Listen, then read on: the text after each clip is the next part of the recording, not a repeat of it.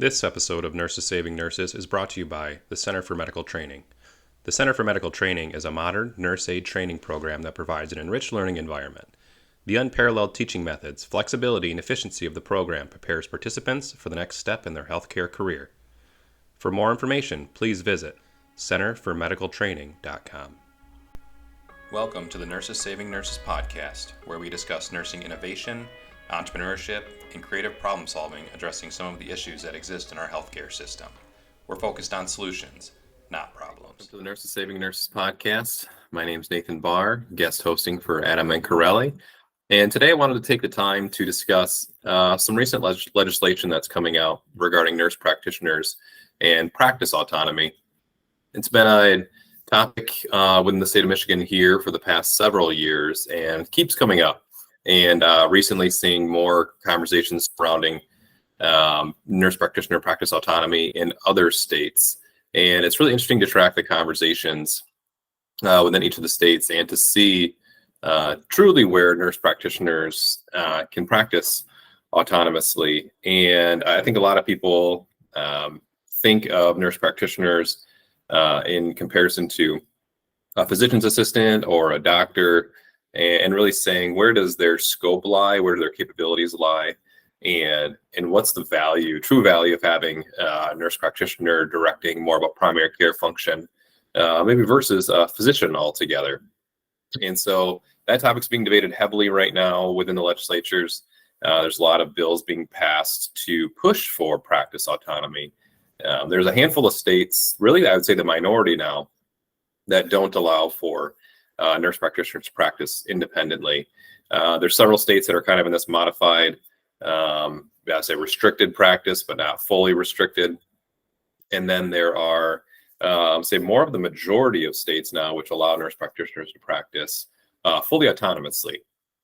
But what does the legislation look like right now? What's the current state here in the state of Michigan? And what we're finding is that nurse practitioners have to work underneath the oversight of physician, which is not necessarily a bad thing.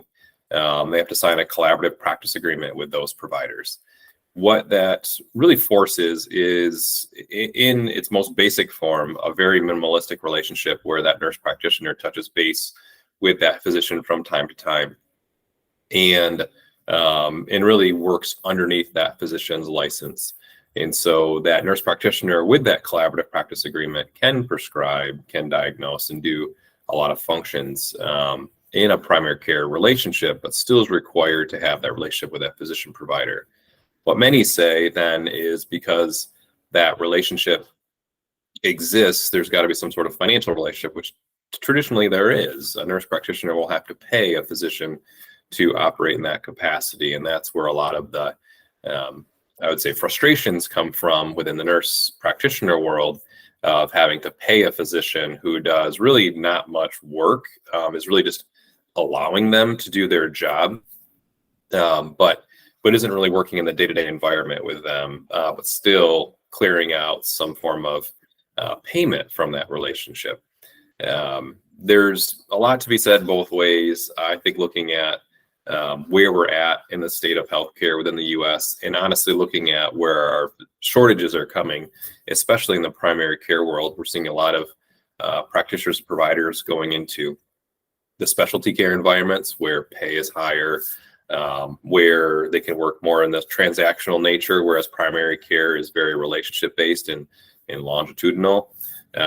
Services and specialty areas are traditionally very transactional on a case-by-case basis. And there's some significant amount of value on that side from a day-to-day work life standpoint for a healthcare provider. It's harder work tracking someone from, the day-to-day and more of this, month over month, year over year basis, to where it does disincentivize a lot of providers sometimes who just want to have a 9-to-5 job, clock out and be done, and not take any additional calls beyond those hours. So, but yeah, I mean, primary care is being gutted, and it's not a lucrative environment to go into for physicians right now. So projected shortages are staggering just in the coming years.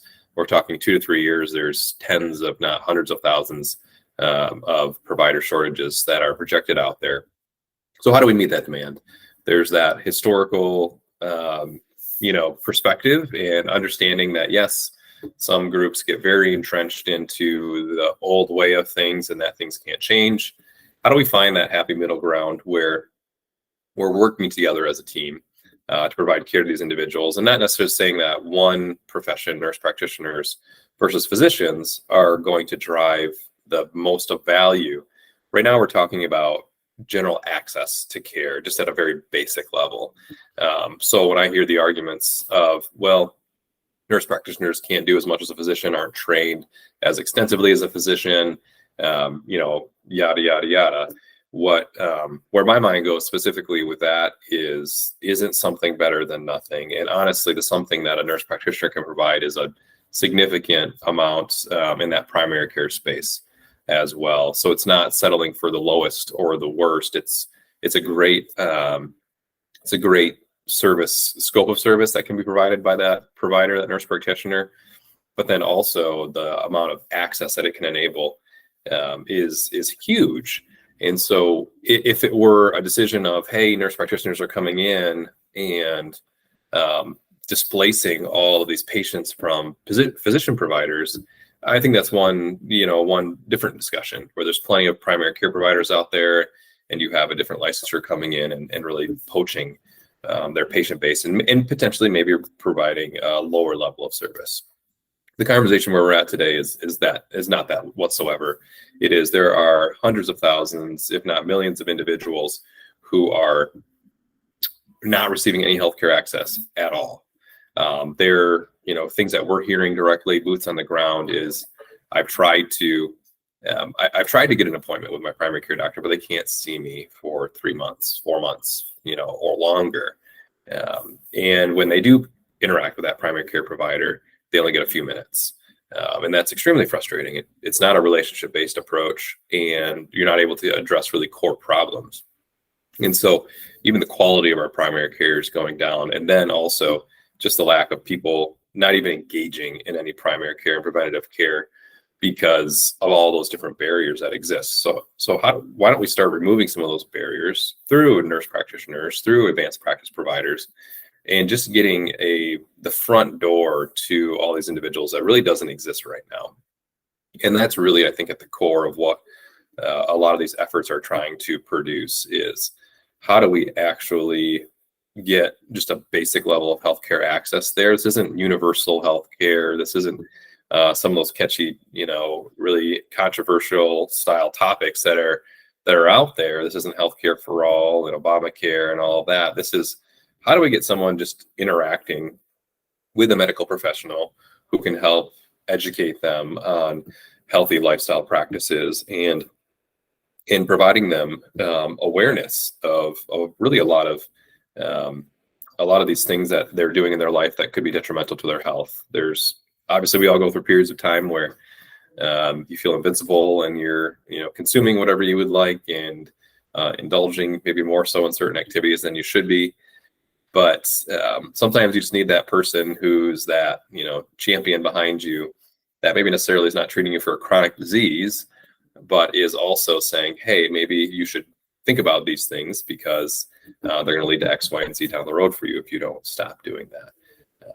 We're unfortunately also seeing chronic disease and these really later stage in life diseases hitting people, who are younger and younger now. So you have people in their teens, in those adolescent stages of life, dealing with some very complex health conditions. And so now you have someone who maybe previously wasn't going to be interacting in the healthcare system until they were, 20, 30, 40, 50 years old. Now we're having the need for healthcare services go as far down as some of those pediatric and adolescent ages, which now you have someone who's consuming a lot more healthcare throughout their life versus the other stage. So we have a lot of factors that are going against us as a society that are begging for increased access and increased education and really more empowerment of the base of our populations, and not this really dependency model that's been created by healthcare. And And so that's where I think we can really start addressing some of these more basic needs in the healthcare space, getting people really these, the core of what they need. And that's general access to a healthcare provider. And a nurse practitioner is more than qualified to do that. So that's where, again, I think a lot of these different conversations kind of lead to and go towards, and there's just this fight though that exists between these physician groups and these advanced practice groups. And I don't think the fight has to exist at all. I think there is a win-win scenario for everyone. How do we continue to work together? This is not I'm taking your patients away. This is not I'm providing a significant substandard of care. This is enhancing healthcare access for large portions of our populations that don't have it yet, and then maximizing the role of that physician provider. Whereas many of the things, if you go to your doctor's office today, you're probably seeing an advanced practice provider, not your physician. You may see your physician from time to time, but those physicians now are overseeing panels of APPs that then allow them to do more work and better work. And so this very similarly follows that trend, but allows for more expansion within the APP ranks and that nurse practitioner rank. And I think enhances that physician's role and capabilities overall. So instead of taking this fear-based approach, how do we take more of a solutions and growth-oriented focus with it, and really address a problem that's existed for a long time, but recently has gotten much worse for many reasons. I think there's also components to this where you have technologies that can be layered in that can enhance the collaboration and in practice autonomy by a nurse practitioner. If it's, with certain data platforms that allow for information streaming, remote patient monitoring technologies, how you bring really healthcare to someone's home versus always within the four walls of a healthcare system. And I do think that if you had groups of primary preventative care providers and nurse practitioners overseeing larger populations being really enhanced by technologies, then they can act as a filter and almost a triage for higher level needs, then establish relationships with a primary care provider who can then manage maybe more complex diseases and really exercise their full scope and knowledge base, allow the advanced providers to be more of this larger catchment net, providing these screening services and hopefully a significant amount of preventative care, so we don't get to a point where everybody's needing these complex, really in-depth clinical procedures and high-cost treatments. So it's really interesting to see. I know there's work being done in Texas right now, North Carolina. There's work in Michigan. A lot of those states, you're really seeing a lot of concentration in the Midwest states, Michigan, Minnesota, go south, Ohio, Indiana, Tennessee, Kentucky, Texas, Alabama, really North Carolina, South Carolina. You're seeing kind of this central group of states where you have restricted practice or maybe more of a blended approach. And then you have a large amount of Western states, excluding California, that have full practice autonomy and really are addressing, I think, the true nature of healthcare access in some of those rural communities and doing it well. There's been a lot of literature supporting nurse practitioner autonomy and how it's beneficial from a population health standpoint. So I think really what we just got to do is discuss really what we're looking to address with this, where there's not too many physicians out there and nurse practitioners are coming in trying to take away volume. This is about there being a significant lack of healthcare access and primary and preventative care access. And how do we meet that need? Still working together as a clinical community to do so. No one profession can do it all. Nurse practitioners can't do it all. Physicians can't do it all. PAs and nurses, any of the professions, nobody can do it all. But us working together to the tops of our licenses and not fighting with each other will also then work to provide the best and highest quality system. So a lot of things to think about. Those are things that have been on my mind and really wanting to discuss and bring some awareness to the discussions surrounding the nurse practitioner shortages and some of the legislation being put into place.